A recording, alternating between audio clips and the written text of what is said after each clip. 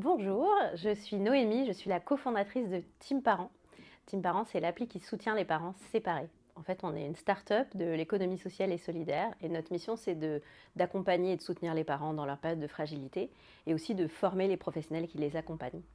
Donc, on a un organisme de formation et puis on a aussi une application mobile qui propose plein de contenus, un réseau de professionnels, une communauté de parents pour les parents qui se séparent, qui sont séparés, qui sont solos, voilà, qui se posent des questions sur leur vie de famille. Comment elle fonctionne l'application?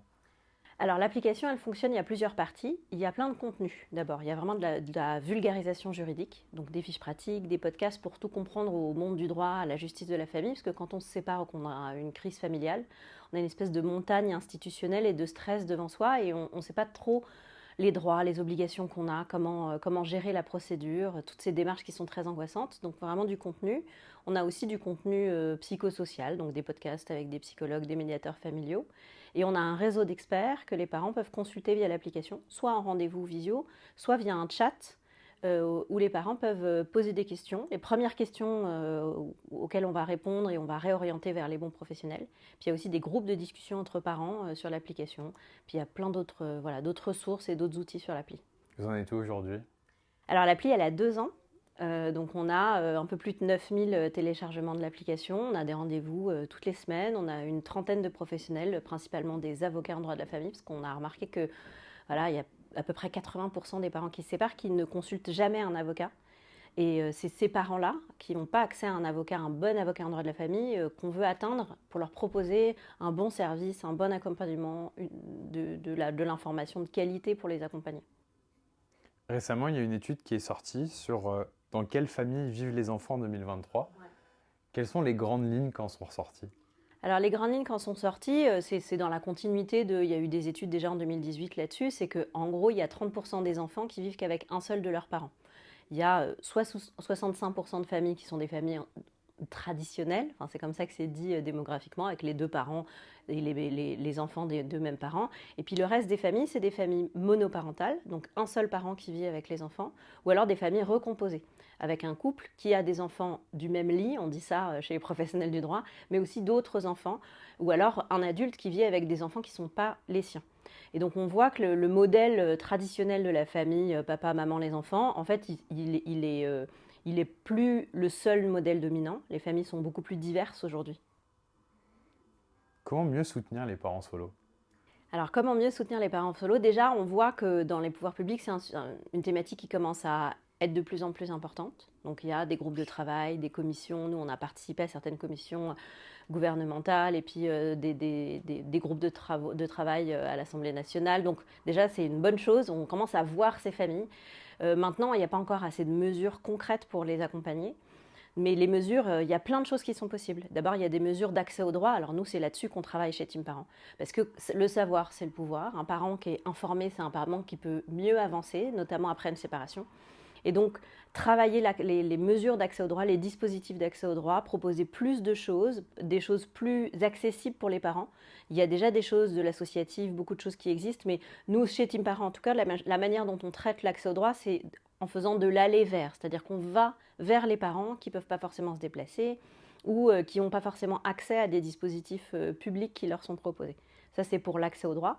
Et puis il y a aussi le soutien à la parentalité. Il y a un nouveau rapport qui vient de sortir sur la parentalité au sens global et le soutien à la parentalité. On sait que les familles monoparentales, elles sont plus fragiles, elles ont plus de facteurs de risque, elles ont plus besoin d'accompagnement. Et donc, on a un vrai retard en France sur le soutien à la parentalité. Il n'y a pas assez de dispositifs, pas assez de budget, pas assez de visibilité sur les dispositifs qui existent, pas assez d'innovation.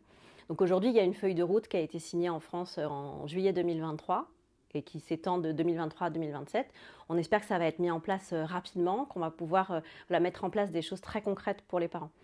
Et enfin, il y a plein de choses à mettre en place pour les familles monoparentales, notamment au niveau socio-fiscal au sens large. On peut mieux fiscaliser de manière plus juste les pensions, on peut mieux agencer l'aide sociale. Aujourd'hui, il y a des situations dans lesquelles si on reçoit une aide sociale parce qu'on est dans une famille monoparentale, et ben ça nous retire des aides au logement, par exemple. Ou si on reçoit une aide parce qu'on a un enfant porteur de handicap, et ben ça nous retire une autre aide. Et donc les parents, déjà, c'est pas très lisible pour eux, et puis le système n'est pas toujours très juste. Quels sont les dispositifs qu'il faudrait mettre en place pour les aider et retirer ces inégalités? Bah, par exemple, ça a été discuté, la défiscalisation de la pension alimentaire, ça a été discuté, ça a été voté par l'Assemblée nationale, mais ça ne figure pas dans la loi de finances telle qu'elle a finalement, telle qu'elle est passée il y a quelques semaines. Ça, c'est une mesure qui serait une mesure de justice sociale qui serait importante. Parce que, en fait, ça vient encore plus déséquilibrer. Les standards de pension alimentaire sont relativement faibles aujourd'hui en France. Et en plus, elles sont souvent pas payées. Entre 30 et 40% des cas de pension alimentaire ordonnée par un juge ou par une convention, les pensions ne sont pas payées. Et en plus, il y a la fiscalité qui vient encore aggraver cette différence. Et puis, il y a aussi autre chose sur la pension alimentaire. Il faudrait que cette pension alimentaire, elle soit fixée pas seulement en fonction des revenus de celui qui les paye, en tout cas quand on regarde le barème du ministère de la Justice, c'est seulement ça, mais en fonction des besoins de l'enfant.